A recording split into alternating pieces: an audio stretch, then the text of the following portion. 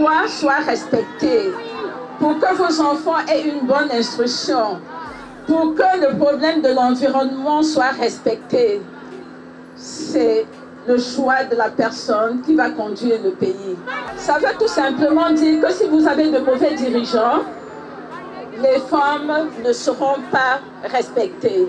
Donc pour que le président Martin Fayulu puisse accomplir sans difficulté son programme qui sera dédié en grande partie aux femmes. Maman Esther sera à côté de lui pour veiller à ce que tous vos droits soient respectés, pour lui rappeler les droits des femmes.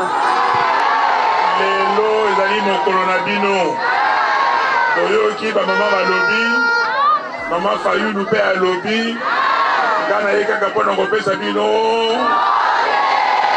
Rencontre à lelo ezali solo na ba mama po totala lolenge nini tokomona lobby na biso mwasi. Mama pona nini mibali bazomona na biso. C'est parce que biso moko tozali kolakisa ma capacité na biso te. Toza makasi ya kozala na kati ya bureau ya kokamba ba entreprise lokola mibali. Toza capable ya kokamba ba ministère lokola mibali. Toza capable ya kozala na kati ya parlement lokola mibali. Tomisa komona yo leki mobali na mayeli. Engoko bataka kosala musala mobali wana kaka botaka na ye abandi kopesa ba condition. Mais yo en tant que femme, on doit tellement on dénoncer attitude wana obandi ko yima parce que oza ko banga. Ah soki na sali oya lobité ngala kozwa musala te. Est-ce qu'il faut ça la bongo?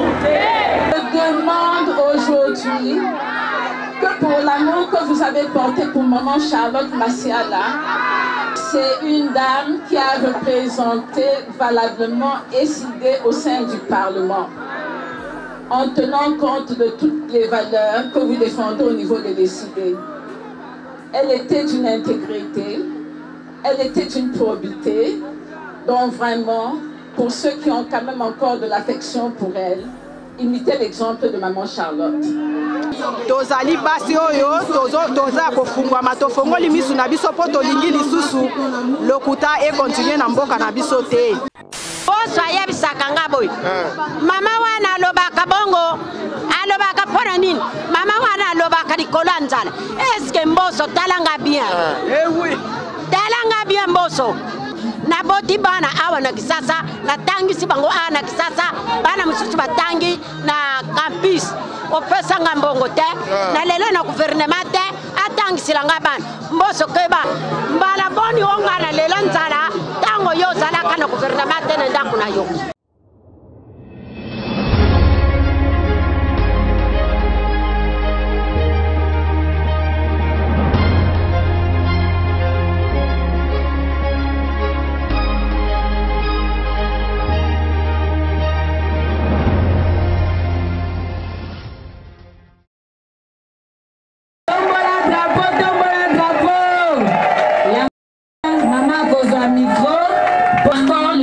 Samedi du mois de mars, mois des droits des femmes, permettez-nous de remercier Dieu, le maître des temps et des circonstances, qui a rendu cette circonstance possible. Nous remercions toutes et tous ceux qui ont rehaussé de leur présence cette cérémonie de réflexion et d'échange pour la cause de la femme congolaise. Ainsi, aujourd'hui, ensemble, nous allons répondre aux questions suivantes. La femme elle-même est-elle engagée dans cette lutte? Est-ce que moi, si à Congoye Moko, si à Telemi Pone Tumbaoyo, Diano, Namotuna Mwango, la femme congolaise connaît-elle la philosophie de la lutte? Est-ce qu'Aïe Bilolenge et Tumbayango? La société congolaise accompagne-t-elle la femme? Y a-t-il une politique publique en matière de promotion de la femme?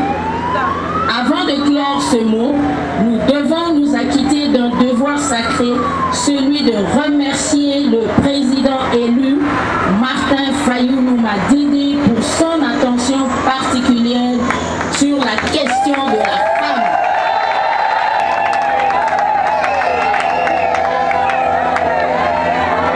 Cette lutte noble qu'il mène pour la délivrance du Congo.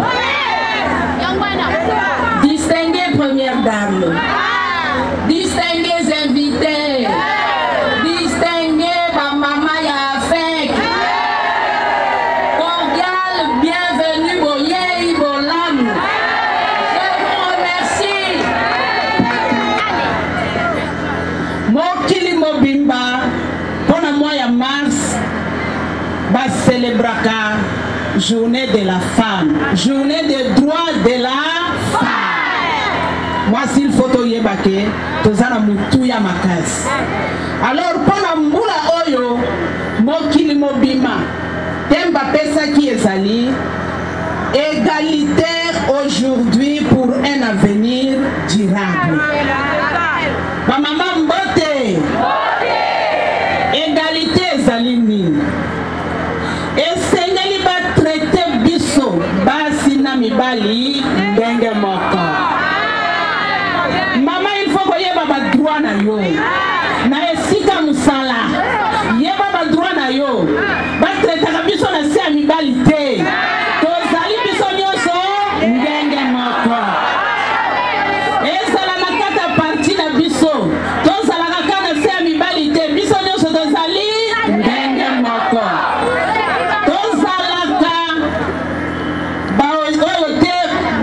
Bazoko tamisa tozana se amibalite okomona mama na kacha Céline yenda kosala makasi ya komobilize bato mais suka mobali nde azokamba yo koko kamba Céline te esengeli mama oyebake ozala mutu ya makasi komikitisaka te mama mpona nini mibali bazomone na biso c'est parce que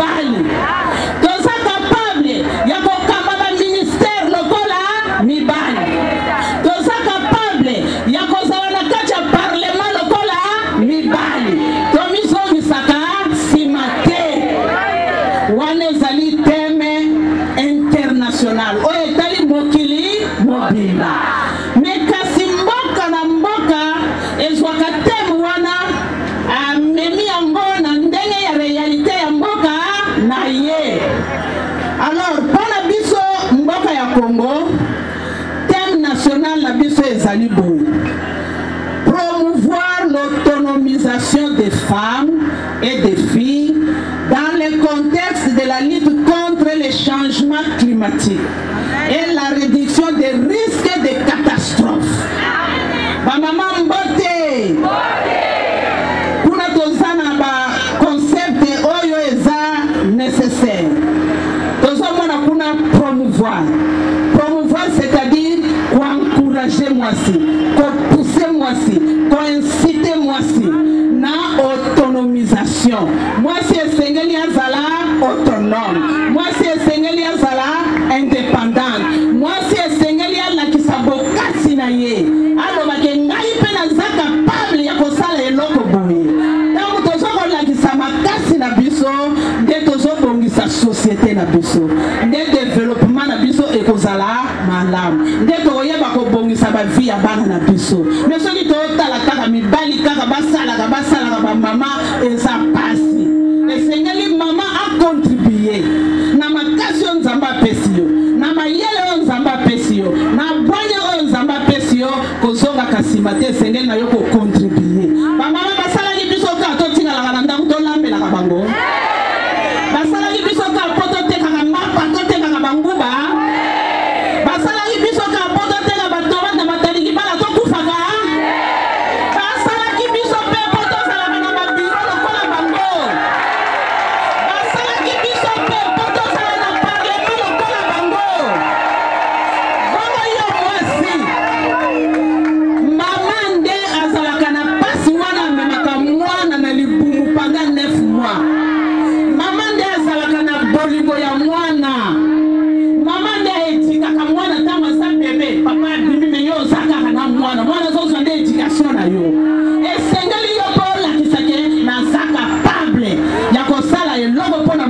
ngai naza capable ya kobongisa avenir ya bana na ngai naza capable ya kotongola parti na ngai amen kuna na kati bayebisi biso lisusu ete esengali na biso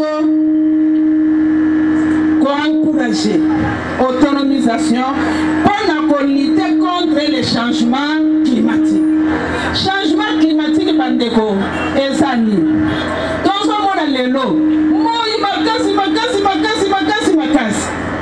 Omona bala mususu mbula na mbula. Omona bala mususu elanga yeba na kalisusu te. Est-ce que to sana elanga? Est-ce que to sana mbula? Elanga moke yeba na kalisusu te. Omona to sana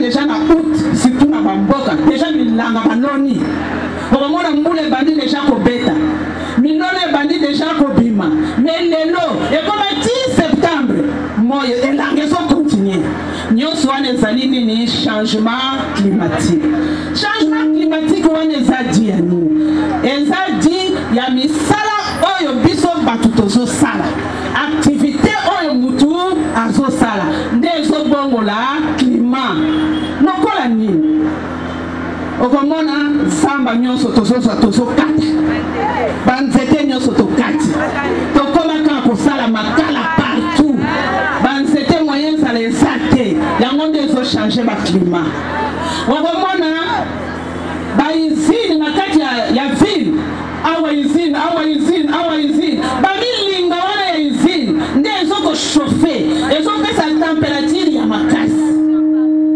okomona na kati ya mboka olie tosalelaka courant tolambaka na bacourant tokomaka kolambela makala kaka bakoni nyonso wana ezochauffe yango ezochange climat esengeli biso mama totelema ntango tozomona na kwana biso courant ezali te esengeli tokende kolobela bakonzi courant epai na biso eza te nyonso wana ekobanda kodiminue changement climatique wana ndenge tosalaki na année passée tokendeli biso nyonso na bacommune tokende koyebisa bakonzi mpo na ntina na mai tozangi courant esengeli nde bongo atako babenganaki biso esengeli nde tosalaka bongo mama totikalaka nsima te balobi lisusu soki toza na autonomisation wana biso basi biso bilenge ya basi nde tokoyeba na kokitisa bariske ya catastrophe ezali nini catastrophe ezali événement nyonso ezokoyela biso ya pasi na bomoi na biso oyo ezomema kufa kati na biso par exemple inondation toyebi inondation mule ebeti mai etondi ekoti ntina bandaku ebomi bandaku na biso ebebisi biloko na biso nyonso wana ezali catastrophe oyoka kuna érosion esalemi diyenga esalemi ezokweyisa bandaku nyonso wana catastrophe toyokaki autrefois kuna na este volcan etomokaki kuna na este volcan etomoki ekweyisi bandaku bato mpe bakufaki wana catastrophe okomona bakote mosusu batremblement de terre ezosalema wana catastrophe okomona bakote mosusu bato bazokufa neti catastrophe esalemaki na mataliki balo bamama bakufaki wana ezalaki catastrophe moko naturel te naturel ezali oyo nzambe azopermettre esalema neti baérosion neti bainondation eza di na mbula mais oyo mataliki bala wana catastrophe wana ezalaki na désorganisation ya kompani oyo snel batiaki basinga kitoko te yango nde ememaki bamama na biso alors biso bamama esengeli tosala nini na nyonso wana mama esengeli na yo kozala utile esengeli na yo kozala utile komi mwana pamba te mama nyonso ozala utile bisika yo ozali yebakenga naza capable ya kosala eloko boye mimona important komizongisaka nsima te oza elongo na mibali esengeli na biso kocontribue na badécision mibali bazokozwa ata na bakompa compagnie. La décision mibale baza kozwa. Atala mabota esengeli bamona ke foto tuna mwasi wana. Aza mwasi ya bwanya, aza mwasi ya mayeni. Mais soki batuni oka mama omoni ndenge te kaka ndenge papa alobi te. Wala baka bongo te kaka ndenge papa alobi. Yo contribution na yo eza nini? Ezala na parti. Ete kaka ndenge cordon alobi. Ete kaka ndenge chef de cellule alobi te. Bongo yo contribution na yo eza nini? Esengeli na biso ko contribuer. Est-ce que yo oza utile? Est-ce que bakoki ko compter sur yo bisika yo zali? Balobi ke mwasi oyo atako na pona mieye tokoki ko soye to pona ye azala député na côté na biso. Est-ce que ça capable? Est-ce que ça kana oyo zozela? Ndenge ba député mususu baza musala na bo zwa ba $15,000 ba $7,000 na parlement apport moko ezate musala na bo zwa kana ba jeep. Est-ce que biso to tinda ki ba encore ba ke no zwa ba jeep? To tinda ki ba ngo kana pa ba ke no zwa ba $15,000 ba problème na biso bazo kipete. Esengeli biso basi. Tous à la capable ya ko contribuer pour le développement durable ya mboka na biso. Toyeba na ko bongisa avenir ya bana na biso. Alors, pona yango bandeko. Nakotika maloba na bandeko bazali kolanda. Ezana ba mama wa kolobela biso en tant que femme politique. To sengeli ko sala ni. Ba droit na biso eza ni. On a établi vie sociale, on a établi vie environnementale na biso. Et sengeli ko sala ni. Parce que tant que tozo ba catastrophe, wana ezali environnement. Environnement na biso esengeli ko sala ndenge ni. Esengeli to sala ndenge ni pour éviter ba risque wana. Tozo mona ba mama, tozo na base na lobi ba catastrophe wana nyos ba changement climatique. Eza causé na ba activité oyo biso ba tozo sala. O mona biso ko vani. O ko zwana yo poubelle. Matiti oyo ko bwa na terrasse. O terrasse wana ba sala ki po ete mai eleka. Tangu mai ezoleka te ezoko bloqué na sima mai ekomi kokota na bandako biso nde tozobebisa mais mwasi ya bwanya mwasi azali capable akoki kosala biloko wana te amen na tiki mususu mpona mama na biso akoya kokontinue. Est-ce que masolo oyoki eza mabe? Est-ce que makambo oyoki eza mabe? Osepeli te? Non, merci maman Odette, merci.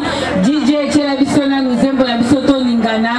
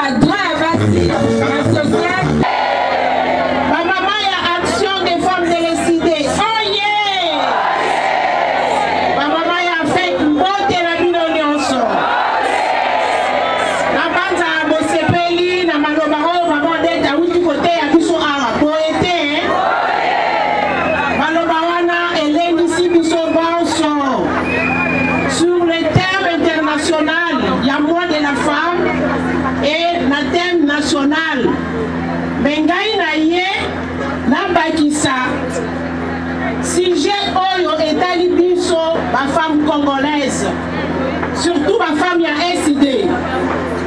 La femme congolaise face à ses droits de femme sociale.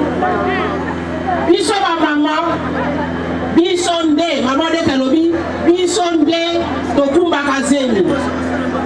Biso nde tobota kamwana. Biso nde toboko la kabana, biso nde toedika kabana. Bana tobota ka ezala basi, ezala ya mibali. Tant tozo boko la bana, est-ce que tokabola na bango? Topesa ka bana biso nyonso avantage moko. Esengeli mama oyeba, oboti mwana mwasi, oboti mwana ya mobali, esengeli oyedikenye ndenge moko. Yango nde ebandeli ya makambo. Soki yo mama na ndako bandiko kabola, olobi o mwana mwasi akobala, ata atangi te avanda. Est-ce que bongisi avenir na ye? Est-ce que mwana wana akoyeba badroit na ye? Sikoyo, en tant que femme engagée na politique, esengeli tosala nini? Motuna mususu na lingi na yeba. Ba mama lolenge tovandi awa. Est-ce que biso toza engagé? Vous engagez te ah, yango wana. Mais biso parti na biso comme nango engagement pour la citoyenneté et le développement. Toete ozala citoyen malamu. Esengeli ozala engagé. Esengeli ozwa engagement na yo na makambo zali kosala na motema moko na motema mobimba. Ozwi mokano lobi te ngaele esengeli na sala eloko oyo, esengeli na sala likambo oyo. Etant ozwi engagement en tant que citoyen, okoyeba mibeko oyo ya mboka elobi nini mpona bacitoyen po batombola mboka na bango. Po ete ntango oyebi mibeko wana okosalela yango, ntango okosalela yango lelo ya wana nde tokotombola mboka na biso mpe tokozwa développement. Kasi bamama na tuni bino so boza engagé olobi bamisusu balobi te, bamisusu balobi oza engagé. Me nakosenga bamama oyo baza engagé te basengagé. Bama baza engagé te, est-ce que bokosengagé? Ndenge bovandi awa bino nyonso, est-ce que ya solo boza engagé na SID? Bolekisaka bakarte na bino. Bolekisaka bakarte na bino ya engagement. Ozana ngoa maboko mpona bino moko. Ba oyo nani bazwa engagement te, bazwa engagement na bango na SID. Po ete elongo totombola mboka na biso. Po ete ebongo sikoyo ntango tozwi engagement tokosala nango nini mpe tolingi nini, toza kozela resultat nini. Epai na biso na SID tozwi engagement mpona kosoutenir vision ya président élu. Vision ya président na biso oyo elobi ete bâtir un Congo prospère qui offre au peuple l'opportunité d'améliorer sa condition de vie. Bâtir un Congo prospère. Quand on bâtit, quand on a Congo prospère, et c'est une misala ezala, n'est-ce pas? Et c'est une tosala misala. Misala wana ekopesa na peuple moyen ya bongisa pe bon moto na ye na bon moyi na ye. Alors, mission oyo ezali na kati ya parti na biso ezali bongo pour apporter ba solution na ba problème ya mboka. Na banza biso nyonso ba problème oyo eza na mboka na biso. Tala niveau mboka na biso engomi. Ba problème wana nyonso eza d'abord lié na ba droit. Ba droit ya bato ya ba citoyen congolais. Ba droit wana esengeli mutu na mutu ayeba ko défendre droit na ye. Mutu na mutu ayeba kozala pe na liberté. Po ete ezala mpona baintérêt ya congolais nyonso. Badroit ozali kodéfendre ezali mpona yo mpe mpona bandeko oyo esika ofandi.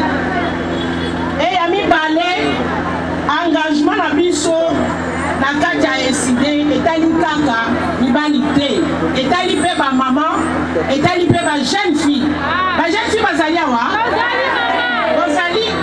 azali engagé bozali engagé alors bajeune fille boza engagé na nini parce que bino nde boza avenir ya mboka est ce que boyebi badroit na bino en tant que basi e nyonso wana mpona nini po ete toyeba kopromouvoir culture ya démocratie na respect ya mibeko likundi mibeko ya constitution na biso constitution na biso ezwa mibeko ebele mpona peuple congolais sikoyo tokoyeba mwasi ya Congo mwasi ya eside akosala nini mpona baviolation ya droit na ye esika badroit na ye ezali viole soki totangi na constitution na biso na article yango 11 balobi na biso ke tous les êtres humains naissent libres et égaux en dignité et en droit. Est-ce que moi c'est décidé ayebi badroit na ye parce que tomonaka mingi bamama bisika bozali kosala ezala na mosala ezala esika bozali koteka ezala bisika bozali kosala bilanga un individu akoya wana abengani yo boza ebele bozala mosala individu moko ayeboye alobi na bino ke esika oyo bino bosalaka bilanga ngai nasombi yango bamama babandi kolela bamama babandi koloba mama boye aya kotalela biso likambo oyo mutu boye aya kotalela biso likambo oyo mais mama eside esengeli oyeba devant situation wana esengeli osala nini droit na yo ezali nini et article 14 ya constitution na biso elobi na biso lisusu ke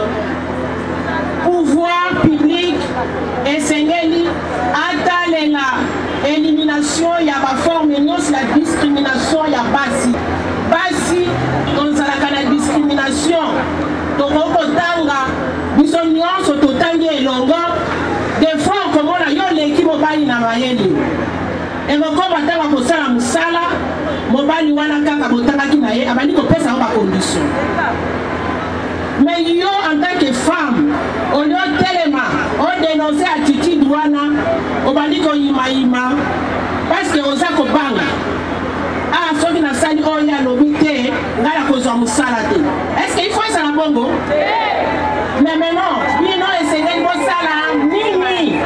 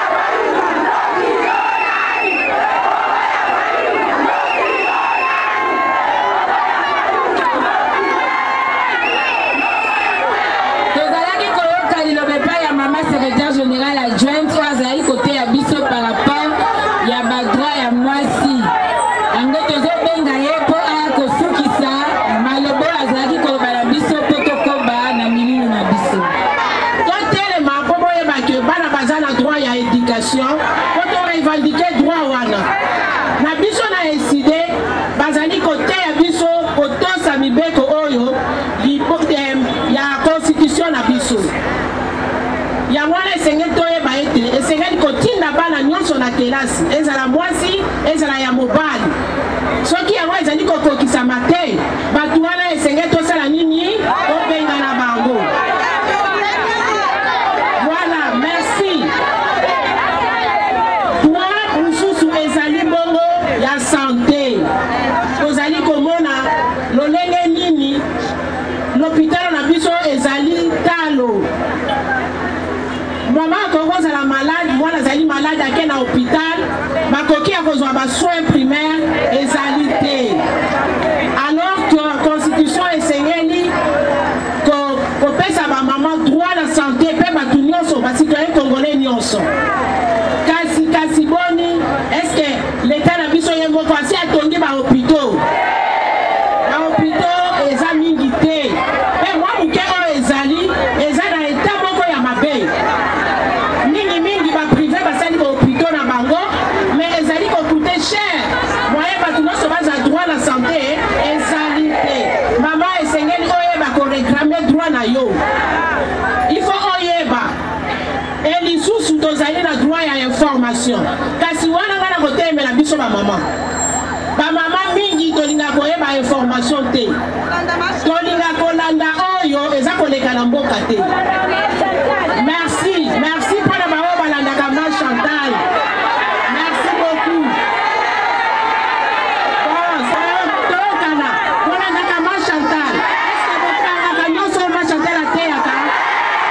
Akotika bana la télévision kotala ba dessin animé, bana baza koyeba makambo eza koleka na mboka te. Vous avez le droit à l'information. Tozali susu na droit ya ko protéger environnement na biso. Maman Odette a la kisaki biso na molai que ce qui environnement ezali protégé te, ezala ba conséquences, ezala ba catastrophe naturelle o ezali koye na biso. Wana yango biso ba mama, bisika to vandi, bisika tozali koteka, bisika tozali na misala, esengeli toyeba kobatela environnement na biso. Biso nde ba mama tolomuka na tongo, tosalaka misala, kasi ntango tozosala misala na biso ya ménage.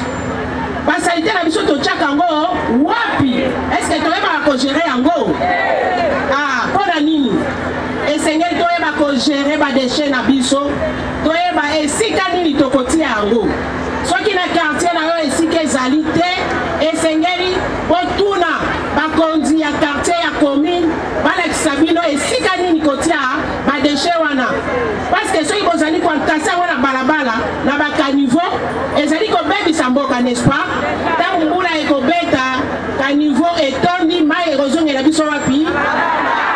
Alors bino ba mama eside bokalo nini bozwi? Parce que boyebi que toza na droit ya koprotéger environnement na biso. Esengeli banda lelo toyeba lolenge nini esengeli tosala, tozala informé po ete toyeba kobatela environnement esika biso tozali kovanda. Soki tobateli yango te baconséquence ekozongela kaka biso. Et mwasi a eside esengeli atelema.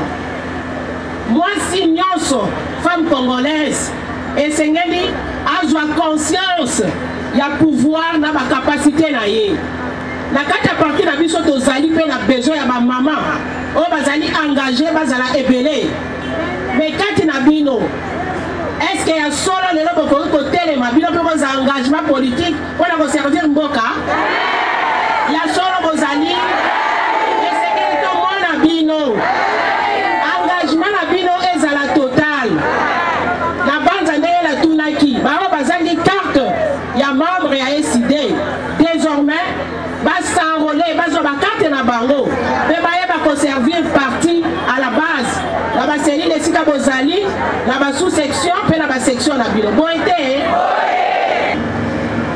Et boete en tant que mwasi toyeba kosensibiliser pe baninga esika tovandi na quartier, esika tovandi na bakartier na biso mpona prise de conscience ya badroit na biso wana.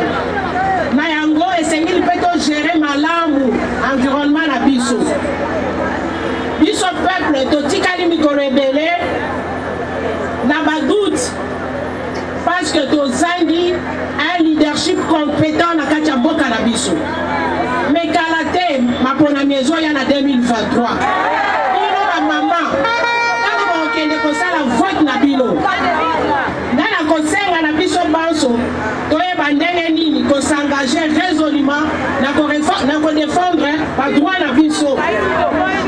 Ndenge article 5 et 5 biso tango tokokende kovote tango tokokende na élection toyeba kovote badirigant ya malamu na banza bino moko boyebi baoyo bazali konyokola peuple, n'est-ce pas? Mais bamama mpe bosengage bokovote président toyokana bokovote président bokovote mpe badepute ebele bamama mpe kati na bino mpe badepute biso silongo na biso ekozala boye yambala oyo mama zala ekenge yebela mpe batela vote na yo ntango vote tikala wana tina suka po oyeba resultat ya vote na yo mpe oganga osepela na motu oyo ovotaki boye te apesi bino nyonso merci mingi Maboko pour la bino moko. Merci beaucoup. Maman Odette Alexa Kibiso, comment moi c'est à kozala utile na milieu na ye. Ndenge ni yo moi c'est kozala penza motoyo, soki bako luka solution ya likambo so babanza ete mwasi moko pe azala kawana. Bote Mama Biba ebisi biso. Est-ce que yo moko ozwa penza meko ya koservi mboka na nzela eside? Est-ce que oyebi ba droit na yo en tant que citoyenne? Est-ce que ozo exercer yango? Mama alakisi biso alobi soki to protéger environnement tozali ko épargner ba vie. Boye te est-ce que lobi tomona mama eside na bisa obwaka sachet na balabala? Est-ce que tomona mama eside aoza bafufu na lupanga ke boka na caniveau? Merci, merci. Tozali kobenga sikoyo poto umisa bino te intervenante na biso ya suka na ndenge ya ba mama liboso to ya ba mama na biso mokonzi. Toza kobenga mama Christine oyo akosolola na biso sur les droits des femmes politiques. bamama balobi nyonso oyo esengelaki baloba nga nazoya kobakisa mpo na biso basi ya politike ntango babengi yo mwasi politike elingi koloba nini? Eske toyebi elingi koloba nini? Voilà, nazolakisa bino sikoyo lelo eloko nini esengeli tosala. Yo mwasi ya politike elingi koloba nini? Politike ezali l'art de gérer une cité. Tozoyoka donc soki yo mutu oza kosala politike ça veut dire que ozali na oyo eza na kati na yo ningisa ya kokonza mboka. Tolandi okoki kokonza mboka na baplace nyonso soki oza chef de quartier ozokonza mboka, ozali bourgmestre ozokonza mboka, ozali gouverneur ozokonza mboka, ozali na bisika nyonso ozali administrateur du territoire ozokonza mboka. Alors biso ba politique elingi koloba nini? Mwasi ya politique oza n'importe qui oza lokola basi nyonso te, oza lokola basi nyonso te. Yo ozali mwasi oyo osanti na kati na yo ozali na pouvoir ya kokonza bongo te. Nani aza na pouvoir ya kokonza na kati na biso? Président azomona bino. Merci, merci. Nazoloba ntango yo ozali mwasi ya politike ozali na kati na yo na pouvoir ya kokoma député ezali ndenge wana te. Ozali na mwana na biso jeune mama na biso aza nanu très jeune mais ye wana azokoma lelo député azali wana mama Betty Telema azomona tolanda bamama bolandanga bien parce que ezokoncerne bino nyonso. Moni ndenge yo oza wana lokolo oza mwasi ya politike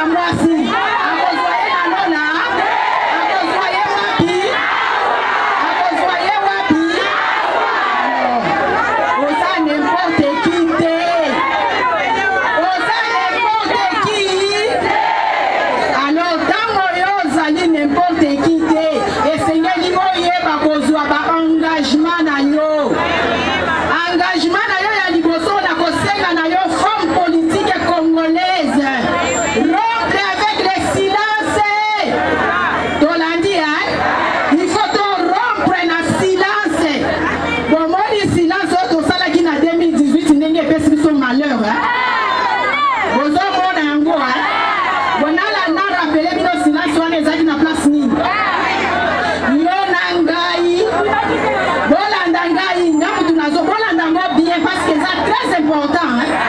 Très important. Bolanda ngai. Nazana besoin ya kimia penza ko nazala sûr que bozolanda. Yo nangai. Na se ya mbula. Tolodi apesa mbongo. Apesa mbolo. Oko vote ye. Et puis yo nangai toke iko vote ye na. Ko vote ki ye na. Eh mama.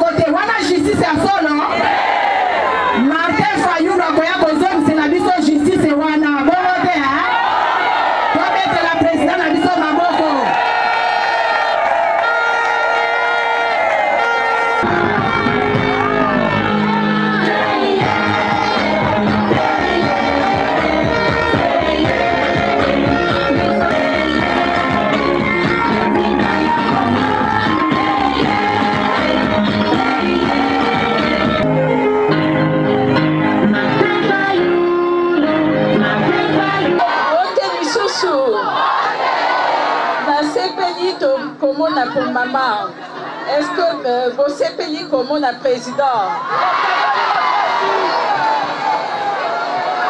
Merci Mingi, merci.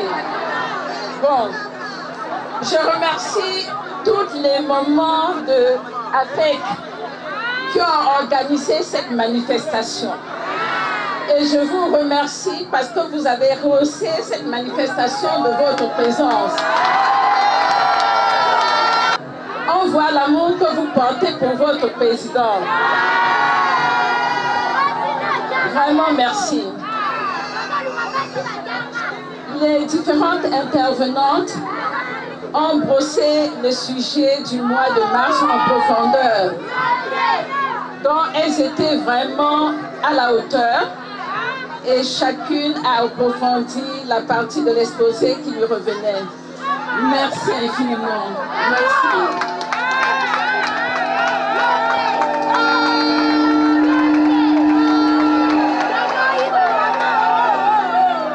Je serai très bref en disant tout simplement qu'elles ont parlé de l'égalité, elles ont parlé de l'autonomie des femmes, elles ont parlé des droits, que les femmes doivent reconnaître les droits.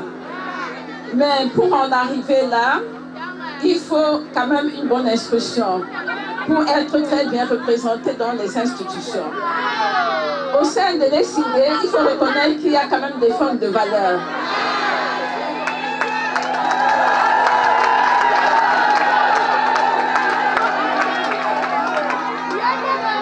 Je demande aujourd'hui que pour l'amour que vous avez porté pour maman Charlotte Massiala, que vous fassiez tout à l'image de maman Charlotte Massiala.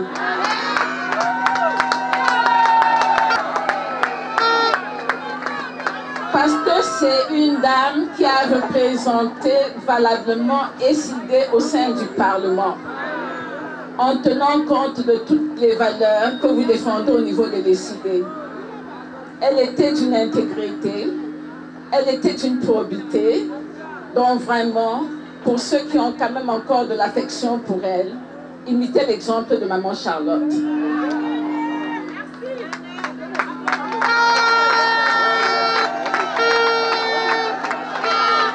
Vous avez vu que sur notre podium, quand les mamans de l'ECD ont développé leur sujet, elles ont parlé avec beaucoup de conviction. Elles ont bien parlé. Donc maintenant, encouragez aussi vos enfants de vouloir suivre ces bels exemples pour être à la hauteur. Bon, il faut les encourager et étudier. Je vois que quand on a parlé de Chantal, de maman Chantal Moboni, beaucoup de mamans ont applaudi pour elle. Parce que quand elle va défendre les sujets sur les plateaux,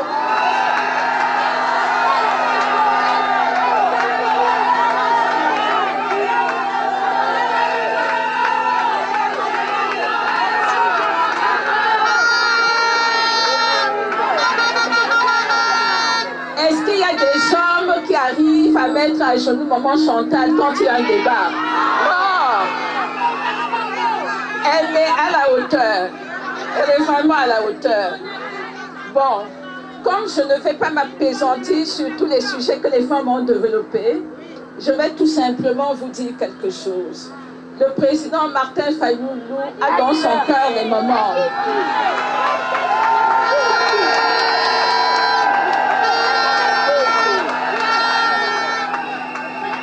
Mais pour que vos droits soient respectés, pour que vos enfants aient une bonne instruction, pour que le problème de l'environnement soit respecté, c'est le choix de la personne qui va conduire le pays.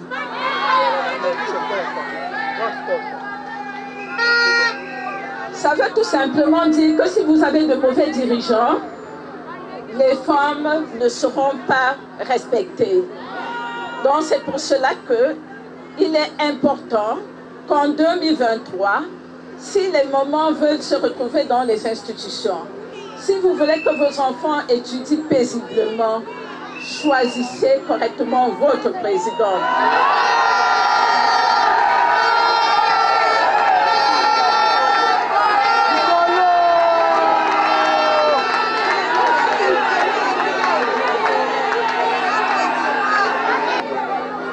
N'est-ce pas, il y a un adage qui dit que derrière chaque grand homme, il y a une grande femme. Je vous ai dit dernièrement que je suis un produit d'une bonne instruction. Donc, pour que le président Martin Fayoulou puisse accomplir sans difficulté son programme qui sera dédié en grande partie aux femmes, parce qu'il fera une place de choix aux femmes dans la société.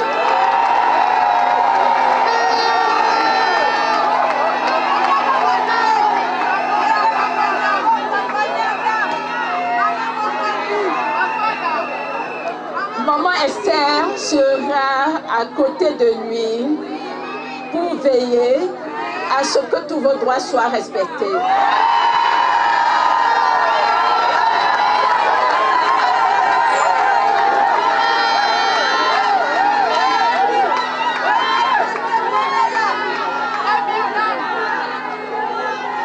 Maman Esther qui vous parle est détentrice des grands diplômes de droit de l'Université de France.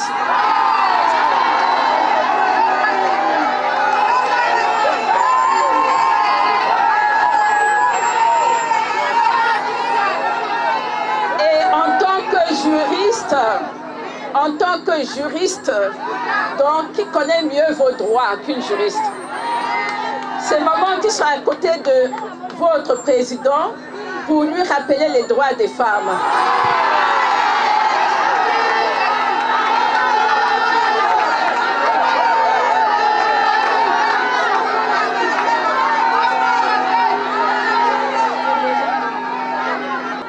Merci pour votre présence. Que Dieu vous accompagne. Que vous soyez toujours à côté de votre président.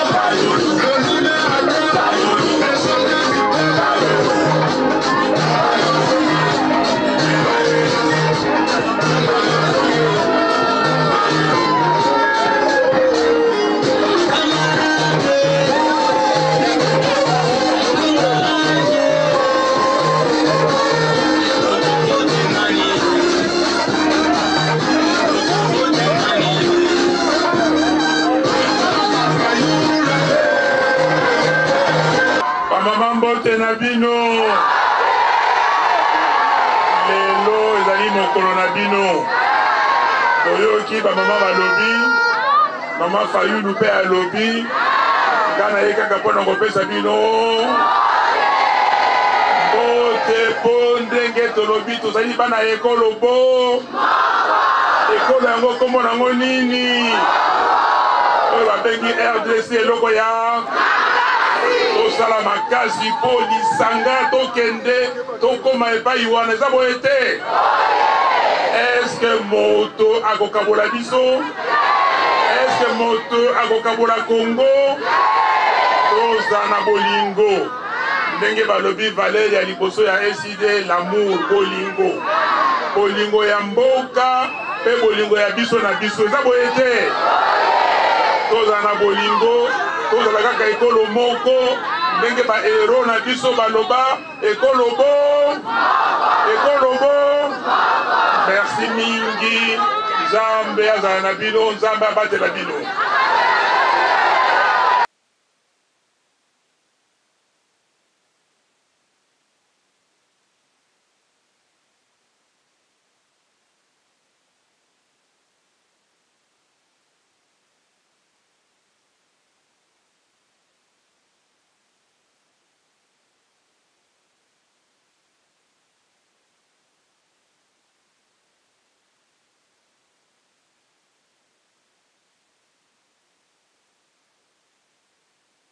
Rencontre à lelo eza lisolo na ba mama po totala lolenge nini tokomona lobi na biso mwasi yango ba mama babeti masolo ebele ya kolakisa ba mama tina na bango na kati ya société en tant que politique, en tant que citoyenne et puis en tant que membre ya SID. nakosepela lelo nga naloba te mama na biso Christine apesa résumé ya makambo ya lelo. Oui, lelo biso tosepeli eza mokolo na biso ya bamama totelemaki mpona kolakisa ete biso basi ya eside tozali ya kotelema epuis tozali très vigilant tozali basi oyo toza kofungwama tofongoli misu na biso mpo tolingi lisusu lokuta ekontinue na mboka na biso te tozo prévoir na 2023 tolingi moyibi lisusu te mpo moyibi wana ezofaire souffrir mwasi wana azonyokwama makasi mpasi nyonso ezozala na mboka ezali mpo ete bosolo ezali te légitimité ezali te yango na 2023 totie déjà baétude na biso ne tokosala na 2023 glissement ezala te. Merci beaucoup. Tala muninga na yo ya vandisa yo mboso mutu avandisa mboso oyoki mboso oyoki makambo akendeki koloba na mboka oyo akendeki. Est-ce que président oyo asenga besoin ya ye moko sans peuple congolais azala na kati yo za tata bana okosenga besoin ya bana chilombo simenzerekete oyo oyibi ekoki oyibi mingi kende na yo 2023 yo lisusu te molanda nani mboso ayebisaka nga boye mama wana alobaka bongo alobaka mpona nini mama wana alobaka likolo ya nzala eske mboso talanga bien talanga bien mboso ngai navandi na kisasa na yaka na 1983 voilà. Naboti bana awa na kisasa natangisi bango na kisasa bana mususu batangi na campus opesa ngambongo te na lelo na gouvernement te atangisila nga bana mboso keba mboso keba ngai nazali muyaka 100% eloko nolobelaka awa mboso soki oyebaka te mabele oyo bakoko na biso batika mabele oyo eza ya biso yo okoki koteka mabele oyo te yo mboso oza na ntango te nga muyaka muntu na yaka no mboso yo yaka na ngai te yo oloba ngai nalelaka nzala mbala boni onga nalela nzala ntango yo ozalaka na gouvernement te na ndako na yo keba nga natangisi bana na ngai fo basala na Congo bana na ngai fo basala na Congo isa mabele na biso na kebisi yo okomona ngai te nakolela nzala